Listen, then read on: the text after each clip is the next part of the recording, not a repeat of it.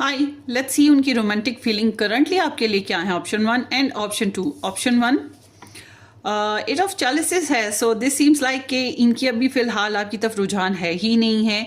और अगर ये बिलफर्ज अगर ये कहें कि आपके साथ ही हैं, आप ही की तरफ रुझान है, वैसा ऐसा है नहीं। मगर अगर है तो फिर मैं ये कहूँगी कि अपने पास्ट को लेकर जो भी एक्सेस हैं इनकी लाइफ में, उनसे निकलना चाहते हैं और आपको कंफर्ट देना चाहते हैं। बट अगर ये आपसे दूर हैं या इनके कोल्ड इमोशंस हैं तो सीम्स लाइक कि ये आपको लेकर काफ़ी डिसअपॉइंटेड दिखाई देते हैं। तो कोई खास इमोशंस फिर ना हुए।